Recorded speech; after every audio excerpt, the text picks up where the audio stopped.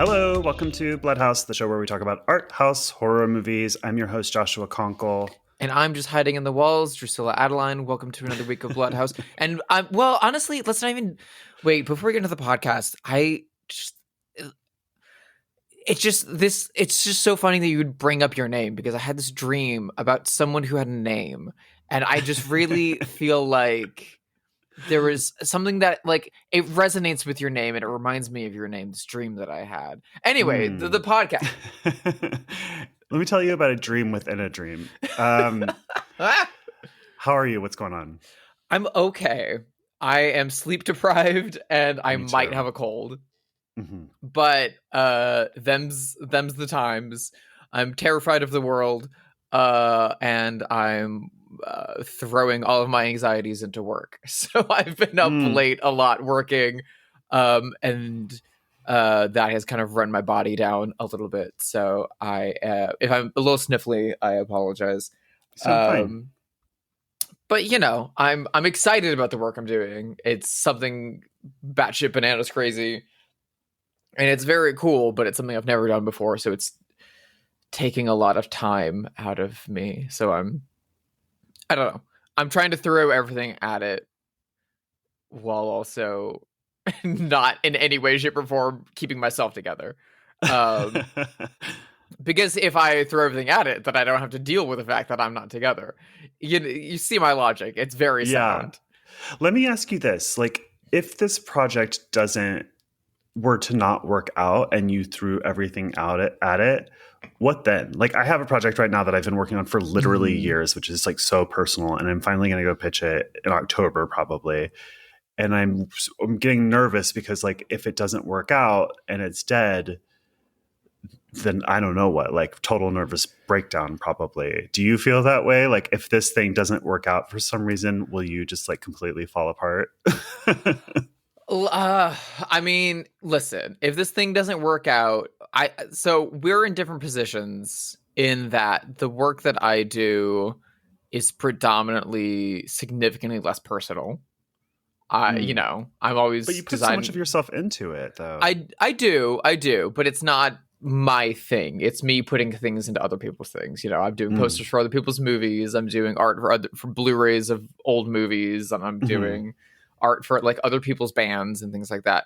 So there's always that remove, which kind of protects me emotionally, which is nice. Yeah. It's been, you know, thankfully, I should say, it's been a while since I've had a project really go belly up on me. But I mean, also, this one's big, and so it would be stressful, and I would probably take a weekend to sulk. Yeah. But I would have at least the reassurance that nonetheless I would keep working with this client. Yeah. So that it's not like that bridge would be burned. I think one of the best things about my day job, and if anyone out there wants a glimpse into what it's like being an art director or a creative director and in the like narrative space, either in books or in movies, especially in the like in agency side of things, you are asked to and expected to put your all into multiple different projects at the same time. And you're also expected that 98% of that work will be thrown in the trash with no disregard. So I've had the great fortune in the past handful of years to work on some really big movies on their main theatrical campaigns that I adored, that I like love, have been some of my favorite movies of the past few years, that for whatever reason, the work that I didn't resonate with the studio, the marketing department, the filmmaker, whatever. And that's been movies like Nosferatu or Todd Haynes' May December, like my favorite movies of the last couple of years. Yeah. And a bunch more. And then you, on the other side, I've seen you win awards for work for movies that you don't care about at all, that I happen to know that you could like not care less about. Yeah, it's an interesting thing. There's a reason why I still have my freelance work concurrent with my agency work, because that, the agency work I love, love, love, love, love, and I care about these titles and the opportunity to work on these titles so much. And when something comes up that I do really, really love, I do put my all into it. And it has seemed of late that the majority of those things don't cross the finish line for me, which is a huge bummer. There's obviously things that have, and that are things that I really enjoy and love. I mean, Eeny Meeny, I was very lucky that I got to have a finish on that, which was a movie that was very much for me from the jump. Late Night with the Devil, I'm very, very proud of. Problemista was a huge one that I'm exceptionally proud of. Funny Pages. Stop Making Sense was maybe the biggest that I've been able to do. Like, that stuff's amazing. And then but it's always a fight and it's always a gamble. And when I didn't get Nosferatu, it was a hit, but at the same time, it's my coworker who's getting, right, and other coworkers are getting great work done on that, and it feels great to watch them get that, and it feels great to go out in LA and see the city covered in work by my friends and colleagues and be able to be like, oh, Steven did that, Miguel did that, Brian did that, Angel did that. Like, that's cool. That's a satisfying feeling, and also knowing that I have a separate thing that protects my heart elsewhere, which is doing that freelance work and doing the little bits of things that I do for myself, that I know that, like, when I get to work with someone like the Criterion Collection on like Bound, right, I know that like it's gonna be me. Like, Bound is maybe my top 5 favorite movies of all time, and I got to work with that, and it's approved by the Wachowskis and by one of the biggest film empires of all time. Like, that's huge. And same thing with like After Hours or The Elephant Man or Big Heat and, Sean Baker's Prince of Broadway. Like, it's a really great feeling to kind of be let loose and kind of do whatever and know that there's a safety net to a degree. And that is a really great feeling. And it allows me to be more removed from my 9-to-5 work and kind of roll with the punches. There's been some of my favorite pieces I've done in the past 4 or 5 years are like can never be seen by the public, which like sucks, which it really sucks. But like, I know I did a good job. I'm proud of them, and I still have them. And I can show them to potential clients. And, if I, God forbid, ever change agencies, people can look at that work there and things like that. Other agencies can look at that work as if to hire me. But I won't be leaving anytime soon. I love my shop. So like, I know I did a good job. Yeah. And I don't need external validation. It's a bummer to see something come out that has bad artwork that you're like, I know I did good art for that. I know that's in a drawer somewhere. And I know like a bad executive is the reason that didn't go out, and why, people haven't watched a good movie or a good show because it got bad art and no one cared about it, and it got dumped on a streamer, and it fucking, everyone got paid and went their separate ways. So, for me,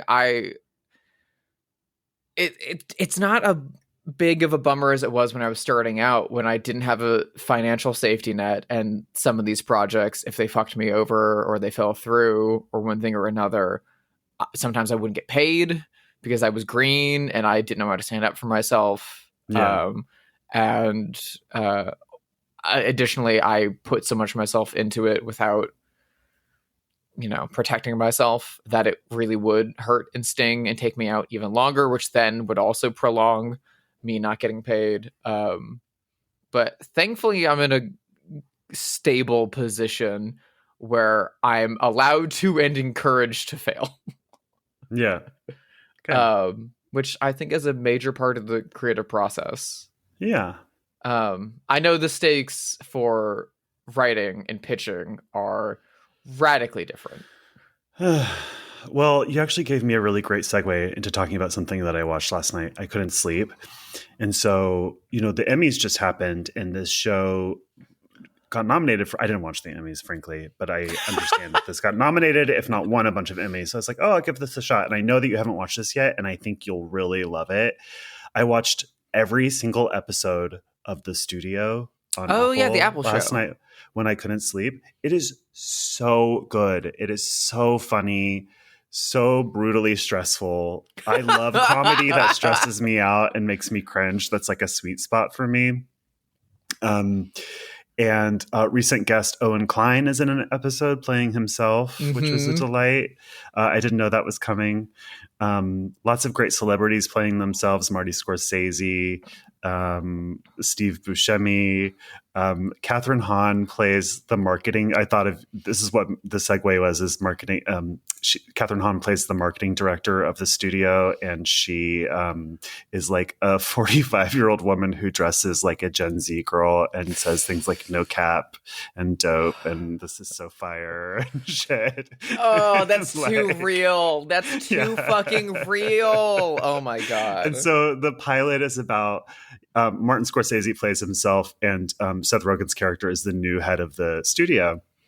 And he wants to make a movie with Scorsese because he's like a real film fan. And Scorsese wants to make a $300 million movie about Jim Jones, which Seth Rogen tells him he can, and he greenlights. But this is a studio that doesn't make art films. They don't make films. They make movies, right? Like that kind of studio. And the president tells them that they have to make a Kool-Aid movie to rival Barbie. Like that's got to be their focus. And then Seth Rogen happens to remember that everyone at Jim Jones' camp killed themselves by drinking Kool-Aid. So he engineers that, tries to engineer Martin Scorsese calling his Jim Jones movie Kool-Aid, so it could be the Kool-Aid movie, and it like goes disastrously bad, of course. There's another episode just called Oneer, which is what you call it when you're trying to engineer a shot that's all done in one take. And Sarah Polley plays herself. She's the director of this movie starring Greta Song, and they're trying to get this shot at sunset, and Seth Greta Rogen Lee, is you visiting. mean? Yes, Greta Lee, thank you. Yeah. They're trying to get this shot that's done all at sunset, and they only have 5 minutes to get it, but Seth Rogen keeps fucking up the shot, and that's the entire episode. Is just 20 minutes of him like repeatedly fucking up the shot, and it's just so good. The one that Owen Klein is in, they're doing a movie called Wink, which is a deliberate ripoff of Smile.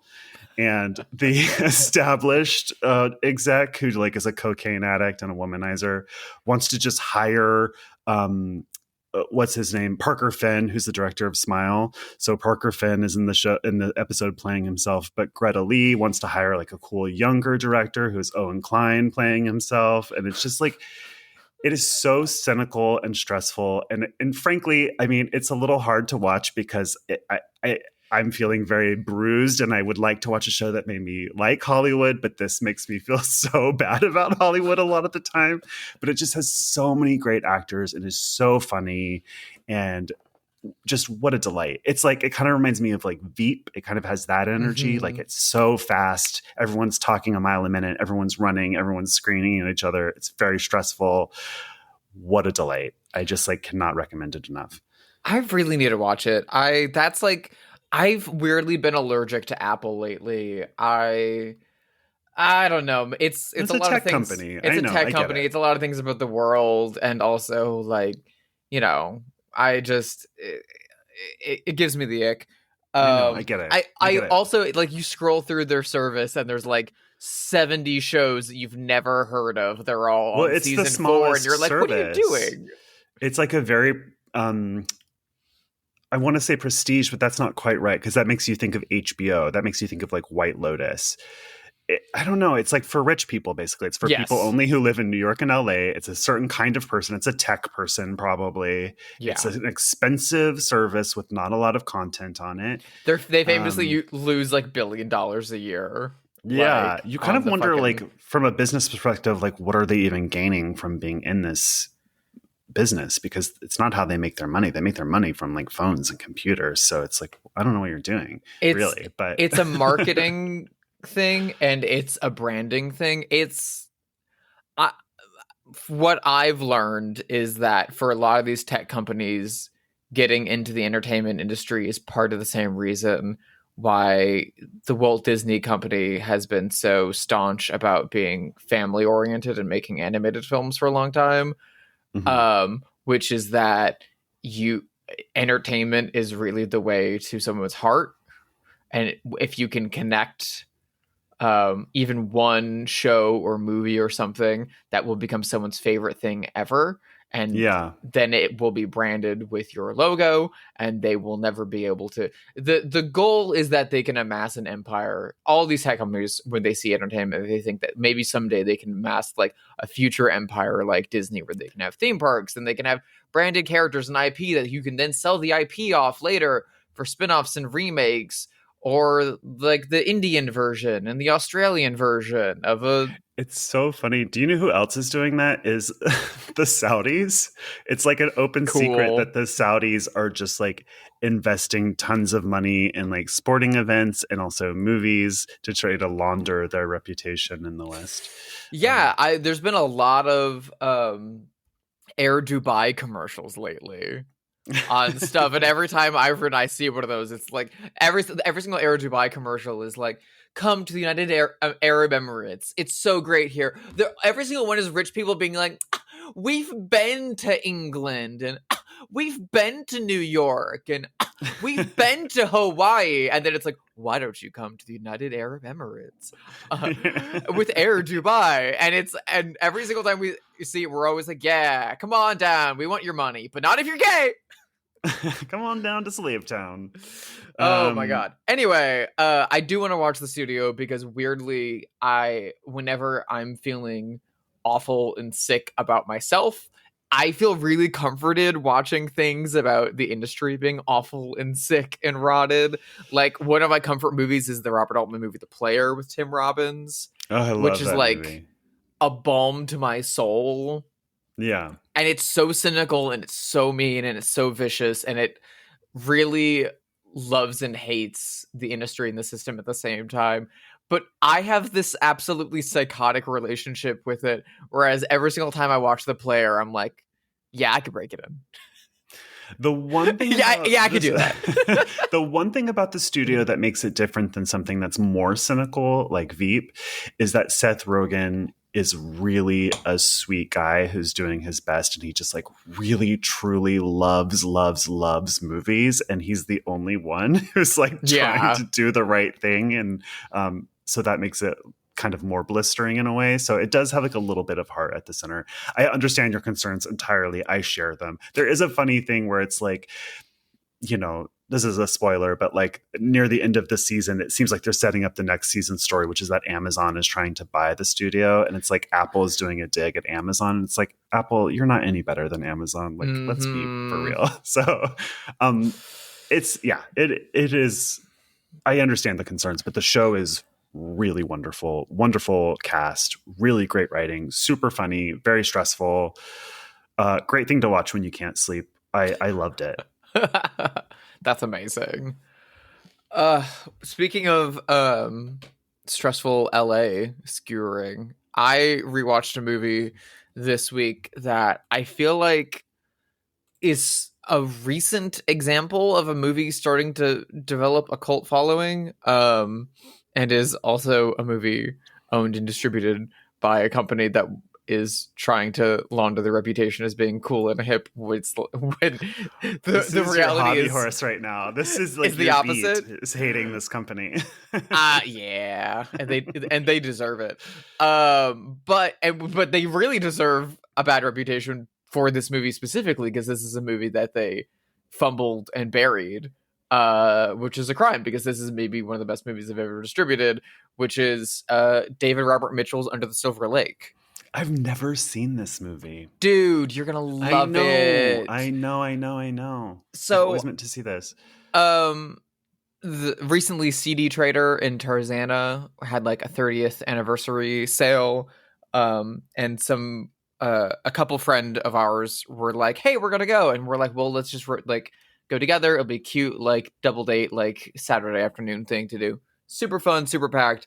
And we picked up a Blu-ray of Under the Silver Lake because at the time Ivory hadn't seen it, and I was like, "Oh, this movie is so goddamn fun. You're really gonna like this." And I was like, "Oh, it's slightly over 2 hours. It's Andrew Garfield, and it's like got a very specific take on Silver Lake LA dudes." Mm-hmm. Well, it was really sold as like a sexy, funny, Big Lebowski, Long Goodbye esque like mystery, and it tanked, and it like took 2 years for A24 to release it in America and shit like that. It was a fucking clusterfuck. And from the jump, Ivory loved it, and it made me so happy. It's so funny. It's so mean. And it's really well plotted and laid out in a way that through all its like surreal encounters and mysteries and C&D plots, there's a lot to pick over after the movie. There's a lot of different interpretations that you can have about the movie too, which I really like and appreciate. And it's weird to watch it now, 7 years removed, and be like, "Oh, Sydney Sweeney was in this as like a child playing Oh, a sex worker / actress." Like, interesting. and there's like Ricky Lindholm, fresh out of Garfunkel and Oates, and like fresh off of Girls, Zosia Mamet, and like Jimmy Simpson from Psych, and It's Always Sunny, and like just absolutely stacked cast. And Andrew Garfield is so great in the center of it. It does frustrate me because this movie has one of the best fake band names ever at the core of it, which is Jesus Christ and the Brides of Dracula, Oh, that's a great band name. which is amazing. And I wish that I wish I thought of that. It reminds me of that band. If you've heard of that band, Teenage Jesus and the Jerks, I think haven't. it's an 80. I think it's an That's 80s band, great. like a goth band. Yeah, it's a good name. But this movie is so goddamn good, and it's such an amazing skewering of really awful LA male like culture and privilege, in a way that presents that as your main character, and especially like hot Andrew Garfield fresh off of like being Spider-Man. Everyone was like, "Oh, our lead, and he's cool and hot, and he's gonna follow us through a mystery." But the key to understanding this movie is he's a piece of shit. Yeah. He's a loser, and that is the point of the movie. But it has a great. It's obviously it's David Robert Mitchell's follow-up to It Follows. Yeah. And there are horror elements and set pieces throughout the movie that are sometimes scarier than It Follows. It creates, it like is dealing with urban legends and mythologies and conspiracy theories, and it also creates its own at the same time. And there is one urban legend that this movie creates and establishes, and it's genuinely extremely upsetting and very, very scary. And it like is somehow able to dip between like Big Lebowski and Lake Mungo. Oh, interesting. Like, rather adeptly. It even has I don't remember the guy's name, but he's like in everything. You would know him as the guy from Winkies and Mulholland Drive who tells the dream about the man in back of the place. Yes. You know that actor. Yeah, I know him from Mad Men is what I'm picturing him from. Oh, yeah. He's also on the final season of Barry. Yeah. He plays like a big conspiracy theorist who makes zines in this movie. And it's like it's the kind of movie that as soon as he shows up, you're like, yup, okay, I know what we're doing. Yeah. Yep. It's so good. Watching it again, I was a little worried I was gonna like it as much, and I loved it even more. It is both such a love letter to LA while also being like really mean poison pen letter about being an outsider in LA. Yeah. And constantly being on the fringes. And I really, really love it. And I think it just gets better with age. And I'm really glad that a cult following has sort of developed around it because it's I very, need to very see good. that finally. I mean, part of the why I didn't see it, but when it came out, was that I wasn't that into It Follows. I mean, I like It Follows fine, but we did an episode on it. It's like not my favorite movie, right? Yeah. Like I like it. It's all right to me. So I It's just very different. Yeah, I imagine it is. So I'm more excited about seeing it now. I think similarly to the conversation we had last week about Ari Aster and Eddington, where you brought up that after seeing Eddington, you realized Ari Aster's not a horror filmmaker. He didn't want to be making horror movies. Yeah, it was Those like just his got door him in the door. Yeah. Under the Silver Lake is the kind of movie you watch it and you're like, oh, this is what he wants to be making. Yeah. This is the kind of movie he wants to be doing. And he hasn't made a movie in 7 years. Feels like he's in director jail, no? It really put him in director jail, and I think extremely unfairly so. Well, it's often unfair. I mean, director jail is often unfair. Like look at Karen Kusama. How long was she in director jail? Mm-hmm. You know, a long time. I mean, Elaine May created director jail. Like, when she made 4 masterpieces and they said nope after every single one. I mean, it seems like he's getting out of director jail, but he's getting out of director jail by making a sequel to It Follows. The thing he didn't want to do. Yeah. So I just hope it allows him to take another stab at doing a movie like this, because I really, really, really love it. And I think more people should see it if they can get a hold of it. Yeah. Well, let's talk about the movie of the day. This was new to me, although I've heard of it for many years and I've always been curious about it. I didn't know that this was a contemporary movie. I thought this was just an old giallo movie that I hadn't seen. Well, then it worked. Yeah. We are discussing from 2013, written and directed by duo Aline Catet and Bruno Forzani, The Strange Color of Your Body's Tears. This is a sort of neo-giallo. It is kind of quasi-narrative, similar to the movie last week, Enna's Main. It is kind of gesturing at story without really giving a story. It's a little bit hard to talk about in that way, but loosely, it is about a man named Dan who's a businessman. He has been in Germany on business. He lives in Belgium, and he comes home to find that his wife is missing. And he decides to go from apartment to apartment in his building to see if he can find her, but cannot. But he has all these encounters with strange people in his building where he discovers stories and secrets and maybe hidden chambers within the building, maybe some sort of like BDSM sex thing. He becomes entangled with an investigator. He eventually finds the decapitated head of his wife. I don't know. It's just a big stew of vibes. It's not really much of a story. Like I said at first, it's kind of like gesturing at a story rather than like giving you one. It's more experimental than even how I'm describing it, really. Mm-hmm. Anything else to say about the story of it?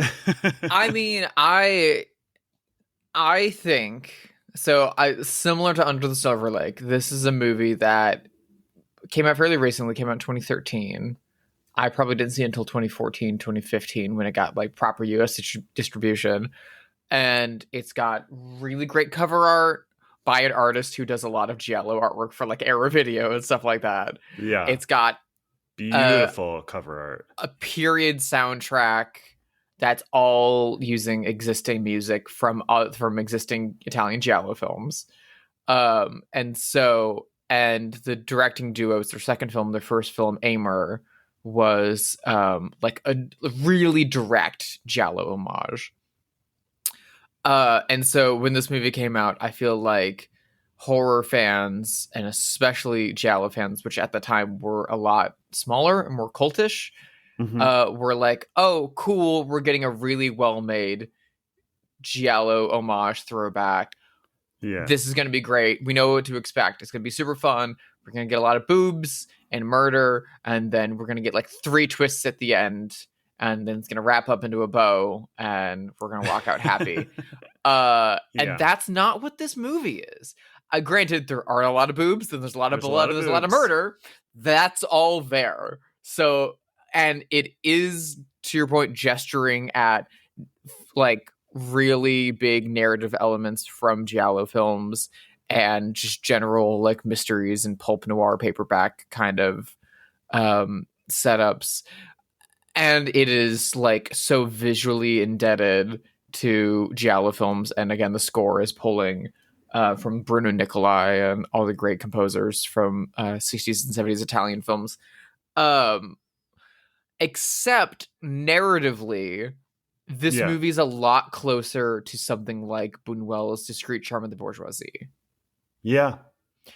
A movie about 6 rich people who want to get together for meals, and every single time they sit down to a meal, it is interrupted and they're unable to eat, either by a dream or someone coming in to tell them their dream, or by an invading army, or by like terrorists or something. And this is the husband and wife duo doing essentially a Buñuelian giallo film, and it's frequently very funny, while also being really unnerving and scary, and using the aesthetics of the giallo, but using the like logic and writing concepts of Man Ray and Buñuel and Jean-Claude Carrière. And I think it works like gangbusters. Like, I mean, there is not one single aesthetic choice that could be improved upon, I don't think. I mean, from the color to the editing to the music to the Art Nouveau production design, the set design, everything is just perfect. When I look at the Letterboxd, the people who don't like the movie are frustrated that it's not more traditionally narrative. And I understand that. There are segments of the movie, the first time when he goes to meet this older woman who lives upstairs, and she tells the story of how her husband disappeared into the ceiling, which is crazy. They sort of like dig a hole because they're hearing these noises, and then he goes upstairs and she's like kind of passing him matches and like listening through the ceiling with his stethoscope, and like that whole segment is so good. And that scene makes some sense narratively and is so delicious. And it's the first hint that there's something weird about the building, which is a running theme in the movie, that I kind of, part of me wishes like, ooh, I wish that this was like a more traditional narrative, because that idea of secrets in this building is so delicious. But the movie's just not that interested in that. And it's like not that useful to wish a movie were doing something that it's not doing. You know? I think like you can wish Splash were Nightmare on Elm Street, but Splash is not ever going to be Nightmare on Elm Street. It's Splash. You know? It's very much walking out of Splash and being like, yeah, it was cute, but like, why did it need a mermaid? Yeah, like, it's about a mermaid. Yeah. Yeah. I mean, that's a really great point. I find, especially with contemporary films and thrillers, and I know this is something that some people have leveraged against the movie Weapons, which again is a similarly wrong and like ill-fated presentation to bring analysis or critique from, which is that, oh, I didn't like the reveal, I didn't like the solution to the mystery, I wish it had been not that, I wish the solution had been this, because I love the mystery and I didn't like the solution. I feel like a lot of people brought that up with Long Legs. I feel like a lot of people brought that up with Us Weapons. was one of those. Us, a few other films like that. I think even Nope also got some detractors like that. And I find that critique of movies to be a little annoying, because it's very like, well, I would have done it like this. And it's like, okay, then go write that. Go make your own thing. That's how I came away, because I felt like that. I found myself wishing that, just because I loved that idea was so delicious, of like there being these secret hallways in the building and a man who was like frogging in people's apartments. Like, I guess that's a spoiler. Like, I just loved that. And I think I'll grow to like the movie more, because I'll keep thinking about those aspects that I found so delicious, that maybe I will go write a movie about that. And I think That's not detracting from the movie, though. That's exactly. Like good. I think that's what this movie is intentionally doing. I think this movie is written by people like me that love the mystery.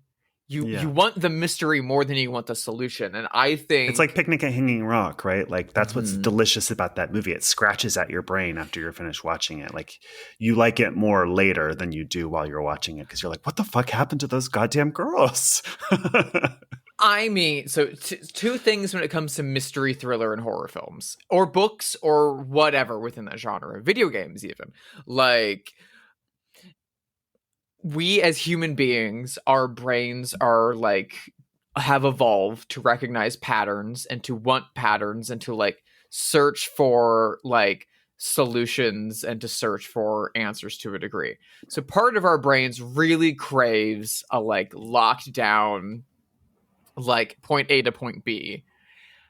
But additionally, that part of our brain that is craving answers and things like that, therefore, the step between point A and point B is the mystery. Yeah.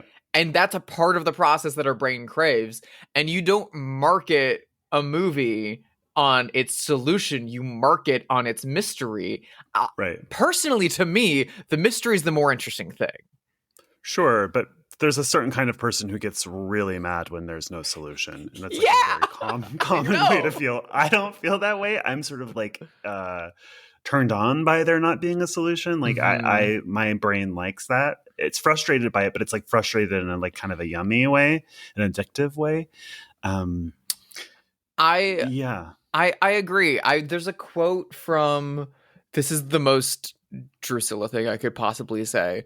There is a quote from Flea, from the documentary about the band Sparks, that I think about all the time in terms of art and creating art, that I think applies to this movie really beautifully, which is that in regards to the band Sparks, he says that a lot of bands out there will give you a t-shirt or a uniform or a bit of marketing or branding that you can go and buy and run with, and that's great and fine.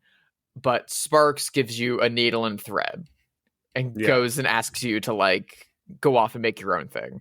And I feel like that's what this movie is doing, which to me is the greatest possible thing you could ask for out of a movie that is itself a love letter to 60s and 70s extremely specific niche Euro genre filmmaking. Yeah. Like there's movies like The Editor, which is a really good movie, very fun movie. That's a cool movie. From the same era. It's made by that Canadian directing team that made Father's Day, and they make a lot of homage movies like this and a lot of spoof movies. And their whole thing is like, let's take that genre and that look and that style and like, let's lampoon it a little bit, take it serious a little bit, and treat it like we're just making another one of those. And it's very fun. And there's a lot of modern movies. I think Eight Eyes came out recently, was one like this, that are like, what if I just do a giallo movie in 2023 and I do it with the aesthetics of a giallo movie, and boom, fresh giallo movie, and I made it, and there's no other new ones, and that's so good. And no matter what, you're just going to be comparing it to Four Flies on Grey Velvet and Suspiria and like Perversion Story and all those, and it's always going to be like, yeah, okay, it's cute because it's a modern one, and that's fine and fun, but it's not as good as those. Mm-hmm. So doing this movie's solution, which is to transform it, in the process of doing it, I think is so much more interesting and so much more valuable. It's not just doing the aesthetics to do the aesthetics. No, it's not. And the aesthetics I think are perfect. Would I like to see this duo be given a well-constructed, traditionally narrated, thriller page turner of a script by someone else? Yeah. I mean, well, guess what? That's what they did next. Oh, did they?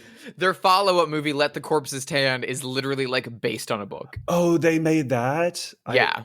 Once again, I thought that was just an old giallo movie that I hadn't seen yet. I didn't know that was a new movie. Yep. That's their whole bag. Okay, great. So Yeah. I'll watch that next. They have a new movie coming out at Beyond Fest in October called Reflection in a Dead Diamond that is kind of doing that similar thing and this similar thing, but for more like Danger Diabolic and like the Jess Franco, Mario Bava, like post James Bond kind of movies. Yeah, I would love to see that. I mean, like if they directed a movie like I don't know, Dress to Kill or something like that. If they had a script like that, with this aesthetic, like incredible. But this is also incredible. Give me whatever you want. I'm here for all of it. I really love this script, and you know, I've seen people dunk on it as being like, oh, it just, you know, it's a show reel to show what they can do. Because like it's right. They did it, you didn't. And like the visual language and aesthetic choices of this movie are basically perfect. And I have seen some people say that it's like beyond overstimulating and it's hard for them to focus. I'm like, sorry, you don't have ADHD like I do. I don't know. Yeah. But the biggest complaint that I've seen is people being like, it's just a bunch of short films strung together with no structure. But even if you approach it from that lens of like, let's say you treat it like an anthology film, but rather than being hosted by Vincent Price and he says, now we have another story for you, it's just one character going around and trying to solve a quote unquote a mystery, and then other people come to him and say, hey, I've got a story for you. It's kind of like Hourglass or like that Alice in Wonderland structure we were talking about where he just like meets a series of crazy people and that's the movie. I don't know. As a screenwriter, like structure, schmucture, like movies don't have to be one thing. Like you gotta let it rest, people. Yeah. I think if you approach this movie in a way that you kind of let it flow over you and you kind of take the ride, it works like gangbusters.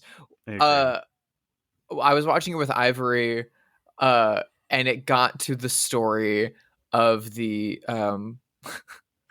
investigator, the police officer, telling the story about how he got scars and how that's relevant to the missing wife case. And literally midway through the story, I turned to Ivory and I was like, I wonder what this has to do with his missing wife. And then like 2 minutes later, the story gets cut and the guy literally says, what does that have to do with my missing wife? And I was like, ha!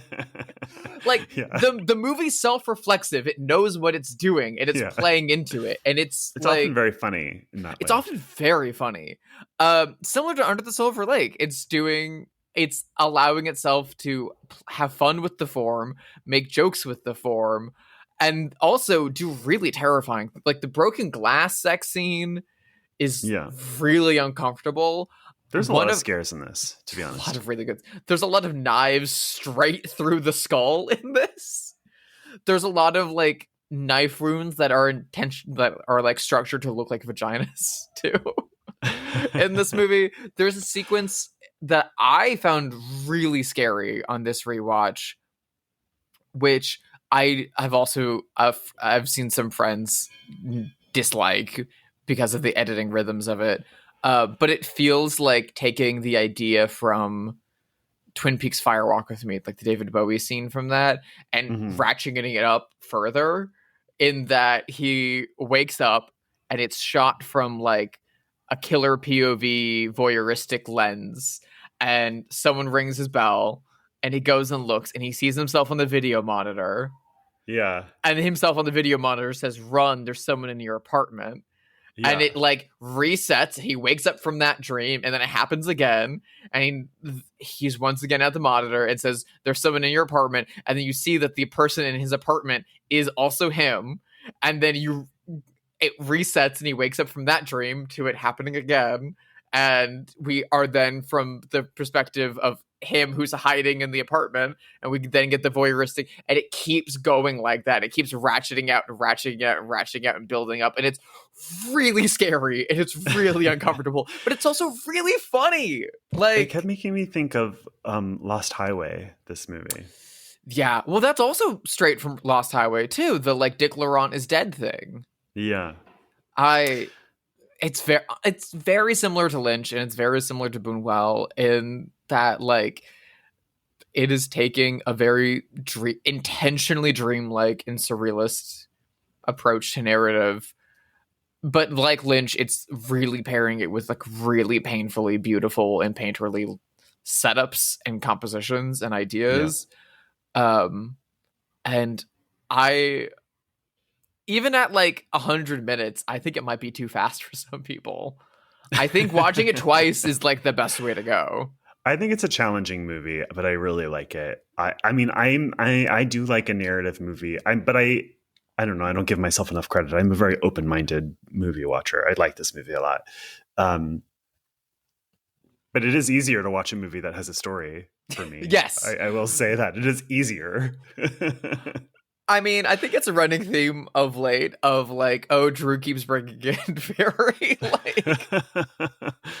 Wait, you're telling me that this is a modern movie that's trying to look like an old movie that is also doing away with narrative convention and is taking experimental and dreamlike approaches to narrative. Oh, that must be a Drew movie then. Hey, did you notice that the wounds look like vaginas? Did you catch that? I brought I mentioned that.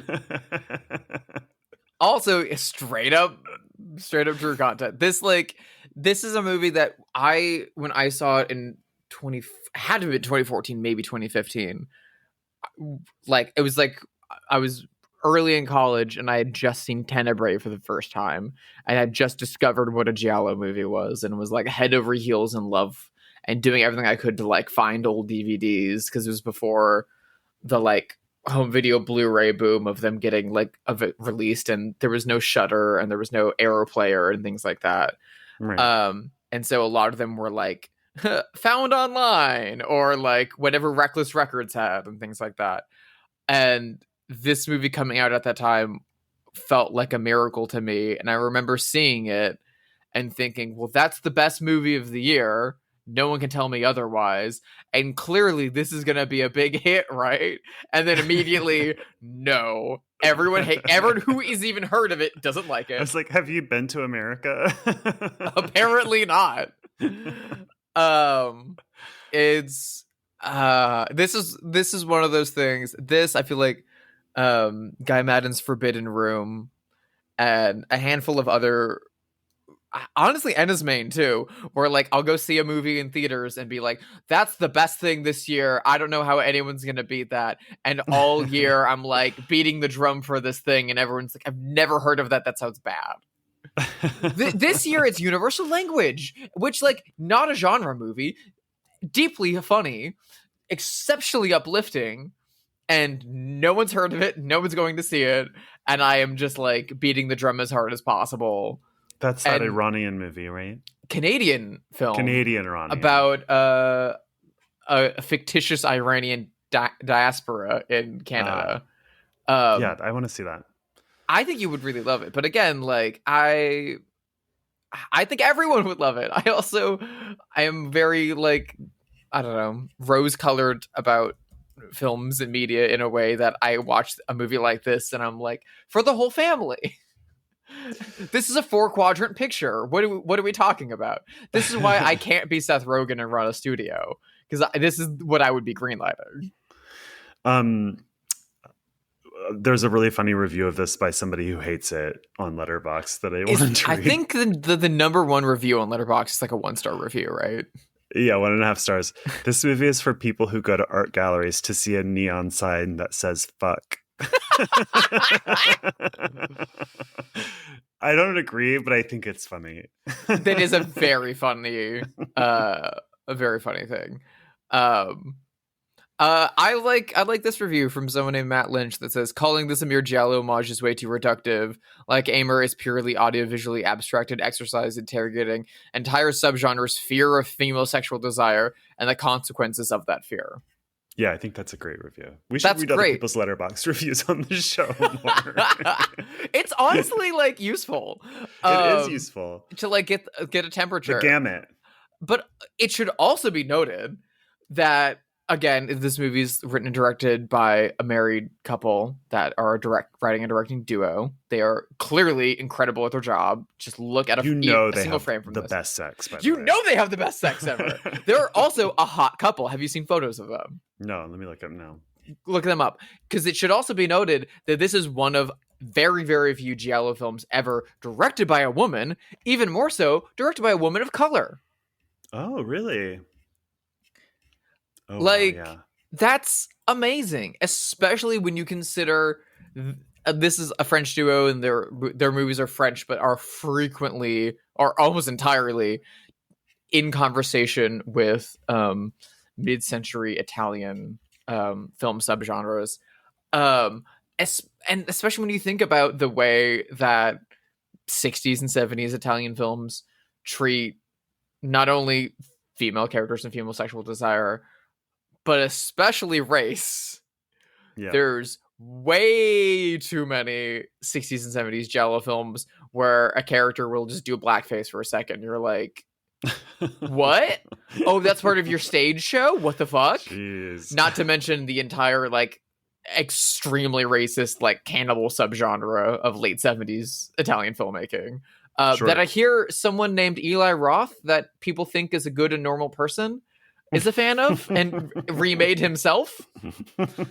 That's a normal thing to do, right? I'd be curious to see that movie. I don't know. I'm kind of like a hate watcher. You know what I mean? The movie about how Greenpeace gets eaten by cannibals are a bunch Is that what of it's about? Yes! Oh my God. Ever since you mentioned it like 3 episodes ago, I keep having the urge to watch Apocalypto, the Mel Gibson film, which I've never seen, or the Jesus one, which I've never seen. Oh, it's toxic. It's a toxic trait. One day, maybe for an April Fool's Day, we should do the Passion of the Christ. Drusilla, because it's basically Christmas a torture porn episode. film.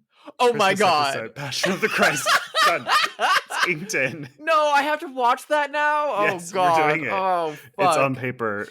Isn't it all subtitled too? Like, It's done. Oh no. Jesus' birthday, Christmas, baby Jesus, Passion of the Christ. No. Oh God. Ruh-roh. I know people that like Apocalypto. Yeah, me too. Which is I've heard people like crazy. it. Similarly crazy, I've seen Apocalypto because my brother watched it all the time when it came out.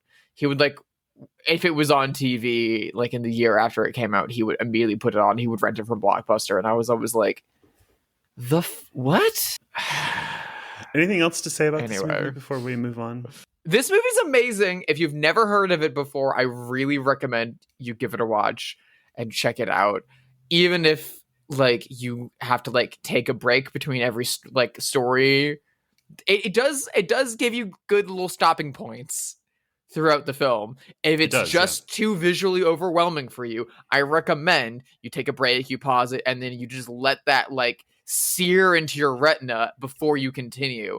Because every new turn is taking on a different aesthetic and a different choice. There's a whole, like, essentially stop motion kind of photo play, black and white sequence that's, like, owes a lot to, like, La Jetée. Mm-hmm. That's, like, so amazing. But again, like, it's challenging your brain to read stories differently at every turn. I think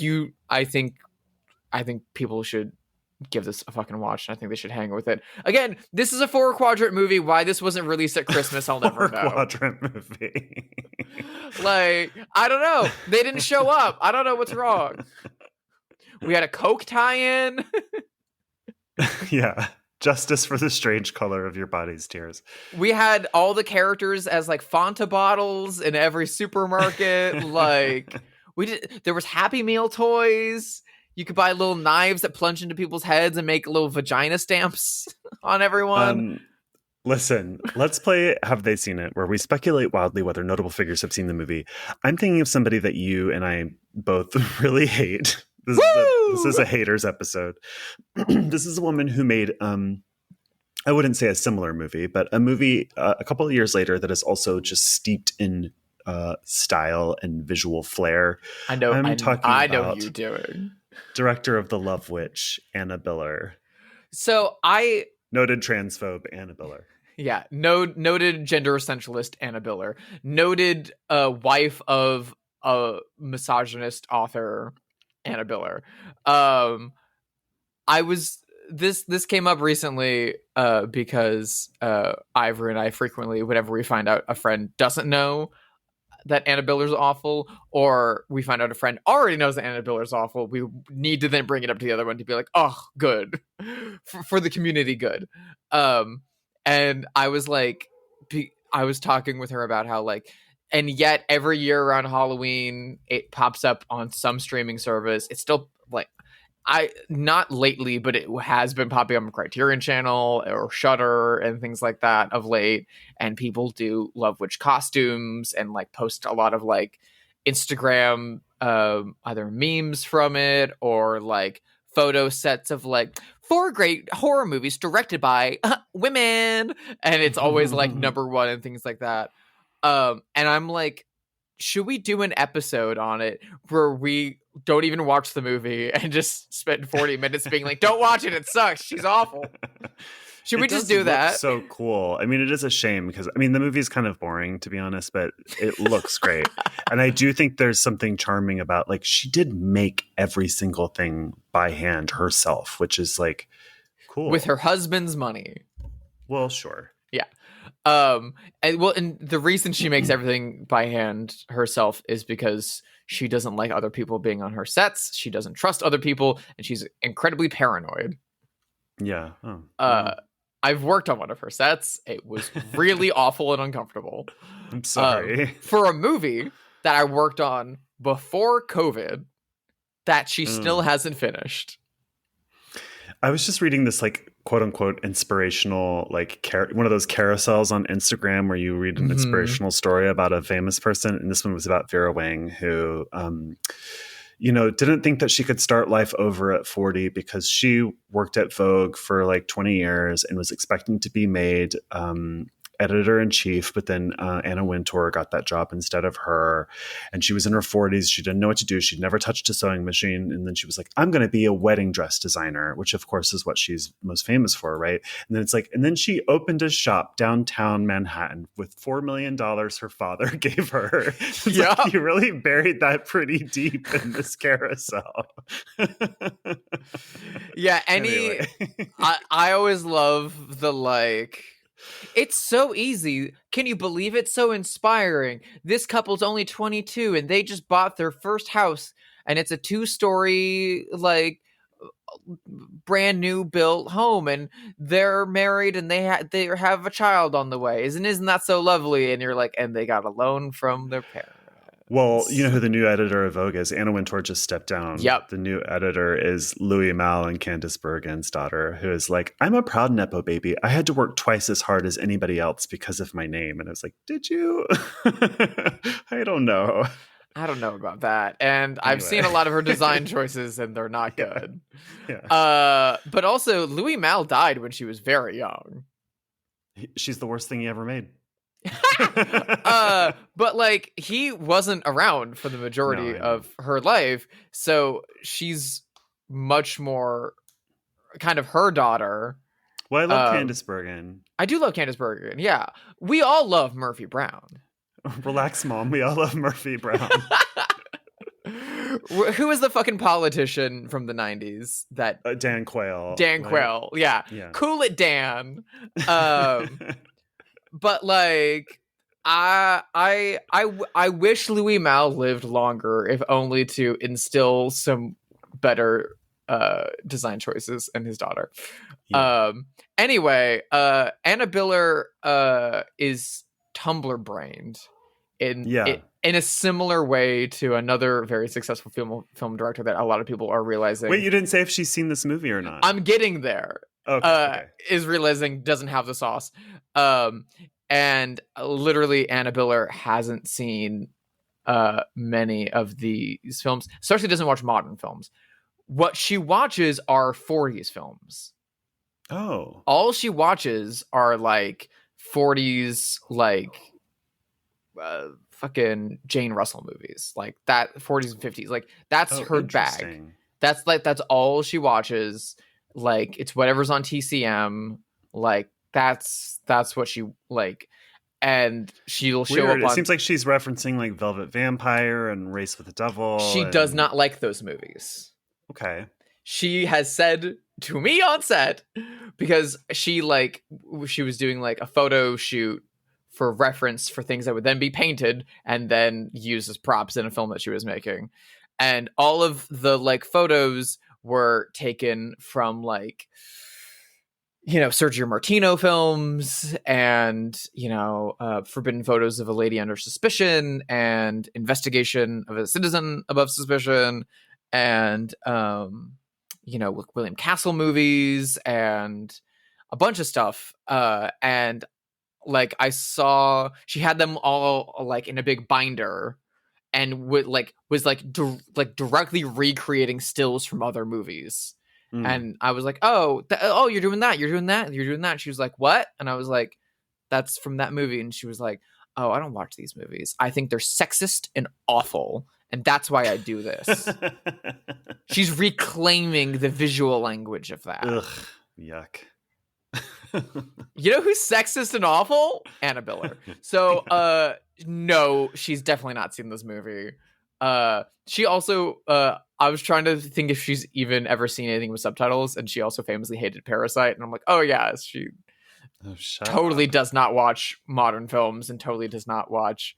Also, I feel like this one is doing a similar thing to what she thinks she's doing. That I feel like she would just be allergic to it and be like, no, it'll infect my mental process. I agree. She's a rancid human being. You heard it here first. So there is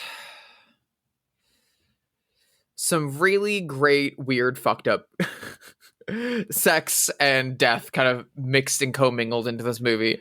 And this is a movie made by an amazingly passionate directing duo that owes so much to 60s and 70s filmmaking.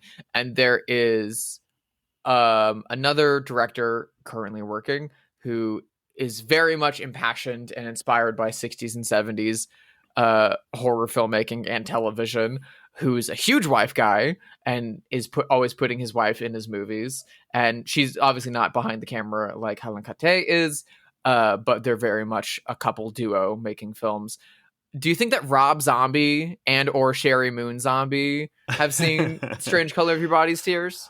Yeah, I reckon they both have. I reckon they've seen it together at home. Don't you think? Yeah. In the years since, I feel like he watches everything. He seems like a cinephile, and she seems like a cinephile by proxy. Not that she's not smart and cool by herself, but I think he would be really into this. I mean, I'm not the biggest fan of his movies. I've said that before. I do like some of them more than others, but he does have cool taste. He has a cool eye, and I think that he would really be into the look of this movie.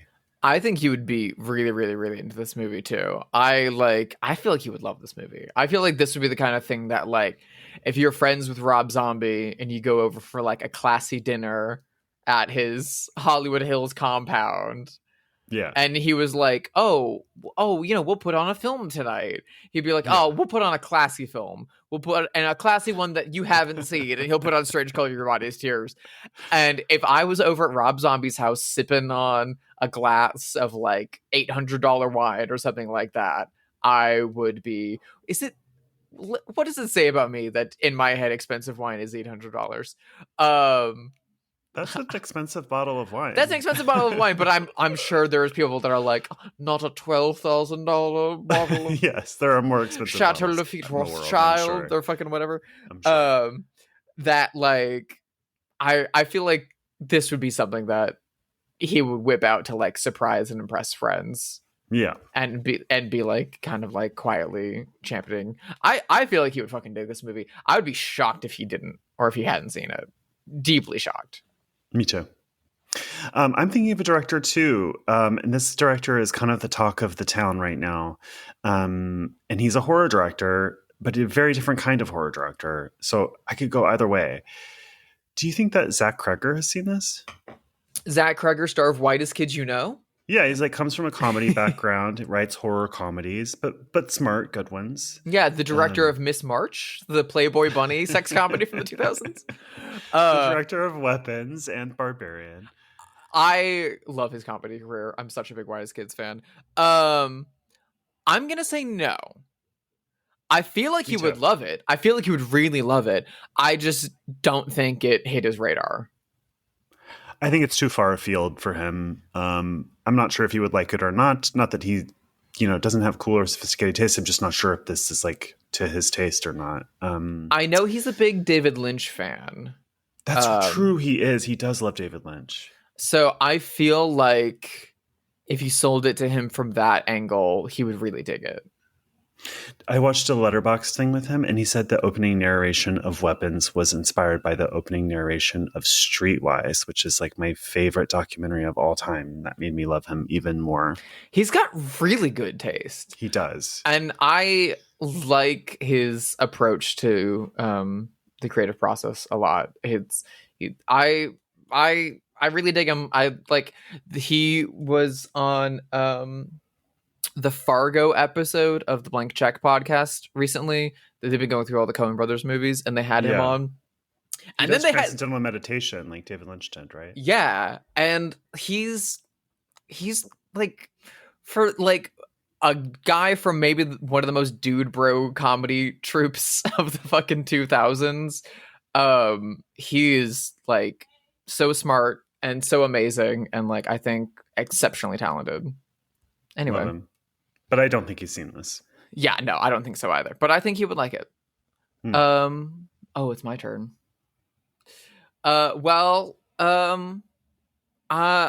could go for the super obvious thing and call out a living giallo filmmaker like Dario Argento, but that feels a little too obvious. So I'm gonna, and also there's no way in hell, no way in hell. So I'll sidestep it one and go down to his daughter Ossia, which still feels too obvious. So then I'll go to Ossia's ex-boyfriend, the loved and deeply missed Anthony Bourdain.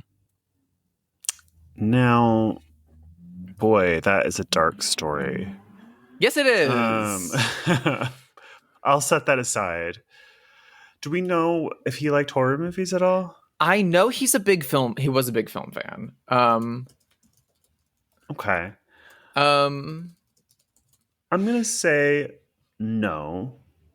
This is Belgium, not Italy. She's like Italian and American, I think, right? Yes.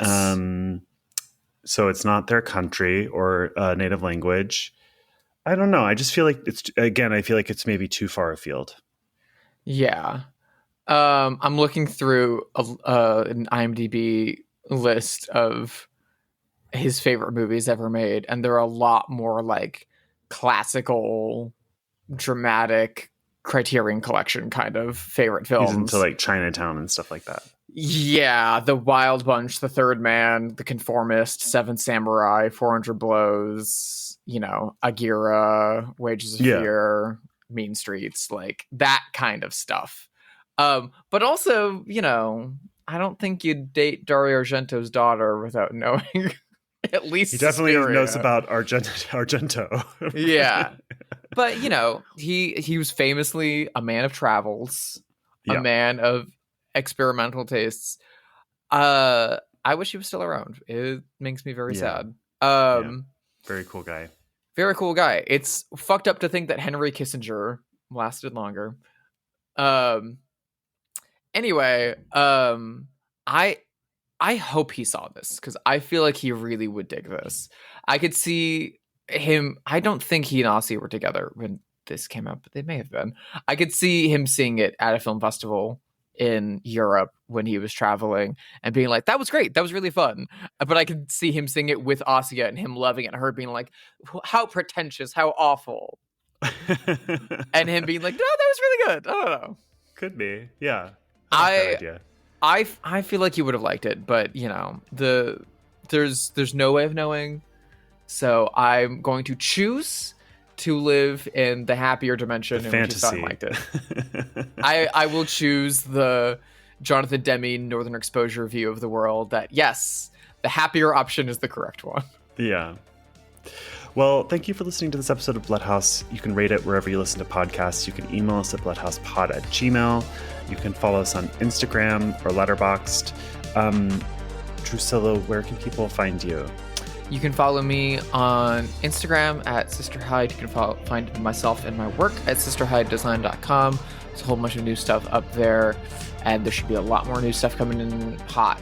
And you can also follow me on Letterboxd, and you can track along with all the stuff I've been watching over there lately, and you can see my recent review of, I don't know, Spartacus. I've just been having stuff on in the background while I'm working.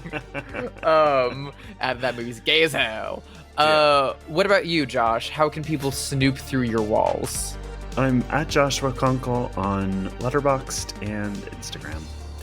Next week, we're watching a solid touch, this is one that we both have seen and love. It's a safe bet. What are we watching? Next week, we are eschewing the direct film homages of the last 2 weeks and instead doing a movie with a slightly more acerbic take on film homage and cinephilia. Sorry, it's a film podcast. We're gonna get into shit like this. But this time, it will be in the English language, so no subtitles, and it will have a much more through narrative for you to follow, we promise, as we return to the 1980s by way of classic Hollywood, as we fade to black.